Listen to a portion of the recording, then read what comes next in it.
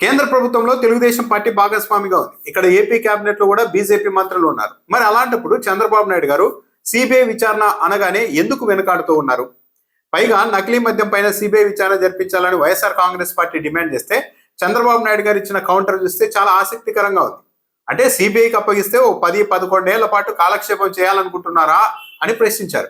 ఇది చంద్రబాబు నాయుడు గారు ఎంత తెలివిగా పదప్రయోగం చేస్తూ ఉంటారు, దేన్నైనా అవతల వాళ్ళ మీదకి ఎంత తెలివిగా తోసేస్తూ ఉంటారన్న దానికి ఇదో నిదర్శనం. నకిలీ మద్యం కేసులో బయటపడింది తెలుగుదేశం పార్టీ ఒక నియోజకవర్గ ఇన్ఛార్జ్ పేరు. సురేంద్ర నాయుడు అనే ఒక తెలుగుదేశం పార్టీ నాయకుడి ప్రస్తావన బయటపడింది. ఆయనే బెల్ట్ షాపులకి మద్యాన్నంతా సప్లై చేశారన్న వ్యవహారం బయటకు వచ్చింది. పైగా ఈ సురేందర్ నాయుడుకు 2006లో జంట హత్యల కేసులో యావజ్జీవ ఖైదు పడితే హైకోర్టు కూడా దాన్ని ధృవీకరిస్తే 2014లో తెలుగుదేశం పార్టీ అధికారంలోకి వచ్చిన తర్వాత ఆయనకు క్షమాభిక్ష పెట్టి మరీ బయటకు పంపించారు. ఆయన ఇప్పుడు ఈ వ్యవహారం అంతా చేశారు. అంటే మొత్తం ఇన్వాల్వ్మెంట్ అంతా తెలుగుదేశం పార్టీ వాళ్ళది ఉంటే సిబిఐ విచారణ జరిపించండి అని వైసీపీ వాళ్ళు డిమాండ్ చేస్తూ ఉంటే సిబిఐ విచారణ జరిపిస్తే 10-11 ఏళ్ల పాటు తప్పించుకోవచ్చు అనుకుంటున్నారా అని మాట్లాడడం ద్వారా చూసే వాళ్ళకు ఓహో ఇదంతా వైఎస్ఆర్ కాంగ్రెస్ పార్టీ వాళ్ళు చేశారేమో అన్న ఒక ఇంప్రెషన్ ని కలిగించడానికి చాలా తెలివిగా చంద్రబాబు నాయుడు గారు పదప్రయోగం చేస్తూ ఉన్నారు. వైఎస్ఆర్ కాంగ్రెస్ పార్టీ హయాంలో 2023 అక్టోబర్లో తెలుగుదేశం పార్టీ ఎంపీలంతా ఏపీలో శాండ్ కుంభకోణం జరుగుతుంది, దాని మీద సిబిఐ విచారణ జరిపించండి అని లేఖలు ఎలా రాశారు? నంద్యాలలో ఒక కుటుంబం బలవంతంగా ప్రాణాలు తీసుకుంటే దాని మీద సిబిఐ విచారణకు చంద్రబాబు నాయుడు గారు డిమాండ్ చేసింది నిజమా కాదా? 2020 సెప్టెంబర్లో ఇంకా జగన్మోహన్ రెడ్డి వచ్చి 16 నెలలు అయింది.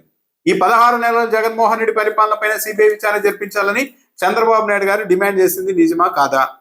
అన్నమయ్య జిల్లాలో అంగళ్ళ వద్ద చంద్రబాబు నాయుడు గారి పర్యటనలో ఘర్షణ జరిగితే నన్ను చంపేయడానికి ఈ ప్లాన్ చేశారు కాబట్టి ఈ దాడిపైన సిబిఐ విచారణ జరిపించాలని 2023 ఆగస్టులో స్వయంగా చంద్రబాబు నాయుడు గారు కేంద్ర ప్రభుత్వాన్ని కోరింది, డిమాండ్ చేసింది నిజం కాదా?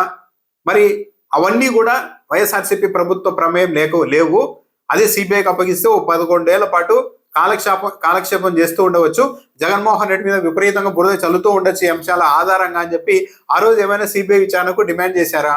అంటే తాను భాగస్వామిగా ఉన్న కేంద్ర ప్రభుత్వ ఆధ్వర్యంలోని సిబిఐ విచారణ జరిపినా సరే చాలా ఈజీగా ఈ వ్యవహారాలని బయటపడిపోతాయి అని చంద్రబాబు నాయుడు గారు భావిస్తున్నట్టుగా ఉంది. పైగా పదే ఆఫ్రికా ప్రజల్ని కాపాడే బాధ్యత కూడా మనదే, ఆఫ్రికాలోనూ నకిలీ మద్యం అని మాట్లాడుతూ ఉన్నారు. కానీ చంద్రబాబు నాయుడు గారికి తమ్మల్లపల్లి తెలుగుదేశం పార్టీ నియోజకవర్గం నుంచి ఎమ్మెల్యే అభ్యర్థిగా పోటీ చేసిన జయచంద్రారెడ్డి తన ఎన్నికల అఫిడవిట్ లోనే తనకు ఆఫ్రికాలో మద్యం వ్యాపారం ఉందని చాలా స్పష్టంగా ఎన్నికల అఫిడవిట్ లోనే చెప్పారు.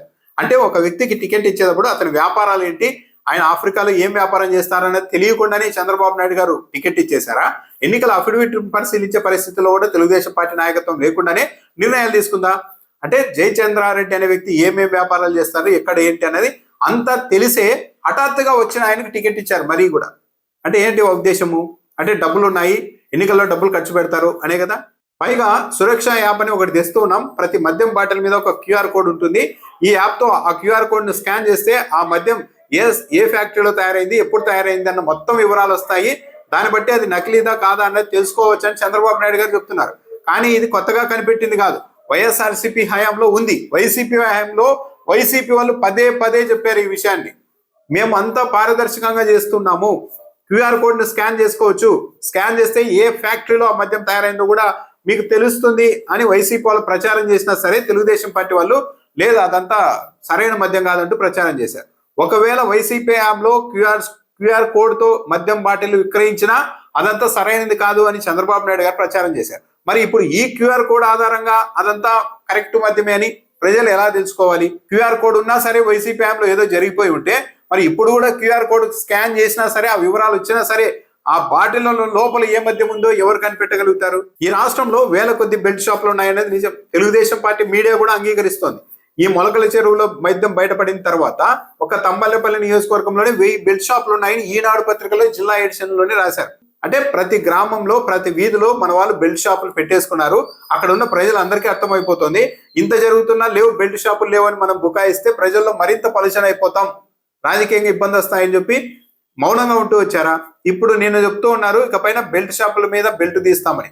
అంటే 16 నెలల పాటు అధికారంలోకి వచ్చిన తొలి 2-3 నెలల నుంచి కూడా ఈ వ్యవహారాల మీద చర్చ నడుస్తున్నా స్పందించిన ప్రభుత్వం ఇప్పుడు బెల్ట్ తీస్తామంటున్నారు. అంటే ముఖ్యమంత్రి గారు ఈ 16 నెలల కాలం చూసి చూడనట్లు వదిలేశారా?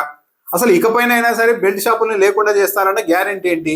కేవలం ఇప్పుడు పెద్ద వివాదం నడుస్తుంది కాబట్టి ఈ వివాదం నుంచి ప్రజల్ని డైవర్ట్ చేయడానికి రాష్ట్ర ప్రభుత్వం చాలా కఠినంగా చర్యలు తీసుకుంటోంది అని నమ్మించే మాటల్లో కానీ దీన్ని ఎందుకు భావించకూడదు? వైఎస్ఆర్ కాంగ్రెస్ పార్టీ డిమాండ్ చేస్తున్నట్టు ఈ మద్యం దుకాణాల్ని ఎందుకు ప్రభుత్వ ఆధీనంలోనే నడపకూడదు? వైసీపీ హయాంలో లాగే ఒక పద్ధతి ప్రకారం వైసీపీ హయాంలో తెలుగుదేశం పార్టీ వాళ్ళు నెగిటివ్ ప్రచారం చేశారు.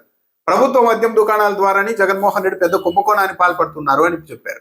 తెలుగుదేశం పార్టీ వాళ్ళంతా నిజాయితీ పరుల్లాగా ప్రభుత్వ ఆధ్వర్యంలోని షాపులను నడిపి మరింత నిజాయితీగా నడపొచ్చు కదా, ఎందుకు నడపడం లేదు? అంటే ప్రభుత్వ దుకాణాల రూపంలో మద్యాన్ని విక్రయిస్తే ప్రైవేట్ వ్యక్తులు దోచుకోవడానికి అవకాశం ఉండదనా?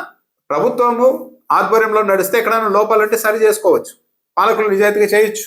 కానీ ప్రైవేటుకు మొత్తం అప్పగించినప్పుడు ప్రైవేట్ వ్యక్తుల చేతుల్లోని ఇలాంటి వ్యవహారాలు ఉన్నప్పుడే ఎక్కువ కల్తీకి కానీ అక్రమాలకు కానీ అవకాశం ఉంటుంది కదా, దోపిడీకి అవకాశం ఉంటుంది కదా. మరీ ముఖ్యంగా ఈ కల్తీ మద్యానికి కేంద్రంగా బెల్ట్ షాపులు నిలుస్తున్నాయి. బెల్ట్ షాపుల మీద అసలు పర్యవేక్షణ ఉండదు, అది అనధికారికం. కాబట్టి ఎక్కడి నుంచైనా మద్యం, ఇలాంటి నకిలీ మద్యం తయారు చేసుకొని వచ్చి గ్రామాల్లో పెట్టి విక్రయిస్తున్నారు. మొన్న మొలకల చెరువులో కూడా అదే జరిగింది. ఇలాంటి వాతావరణం ఉన్నప్పుడు బెల్ట్ షాపుల మీద ఎందుకు కఠినంగా వ్యవహరించడం లేదు? మాట వరుసకు మాత్రమే, అది కూడా 16 నెలల తర్వాత తొలిసారిగా బెల్ట్ తీస్తామని చంద్రబాబు నాయుడు గారు ఎందుకు అంటున్నారు? సో మొత్తం మీద తెలుగుదేశం పార్టీ లిక్కర్ పాలసీ అనేది కంప్లీట్ గా ఫెయిల్ అయిందన్నది ప్రజలందరికీ అర్థమైపోతుంది. ఇప్పుడు దీని ద్వారా కేవలం ప్రైవేట్ వ్యక్తులు, తెలుగుదేశం పార్టీ కార్యకర్తలు, నాయకులు బాగుపడే వ్యవహారంగా తయారైందే తప్పించి ప్రజలకు, ఈ మద్యం ప్రియులకు సంబంధించి వాళ్ళ లాభ నష్టాల్ని పరిగణలోకి తీసుకునే పరిస్థితుల్లో కూడా రాష్ట్ర ప్రభుత్వం లేదు అన్నది కూడా చాలా స్పష్టంగా అర్థమవుతుంది. ఇన్ని లోపాలు పెట్టుకొని ఇంకా ఎదురుదాడి చేయడం ద్వారా, మీడియా ఉంది కాబట్టి ఎదురుదాడి చేయొచ్చు, కానీ అంతిమంగా ఫలితం అయితే ఇదే వ్యవహారం కొనసాగితే ఎన్నికల సమయంలో తెలుగుదేశం పార్టీ భారీ మూల్యం చెల్లించుకుంటుంది.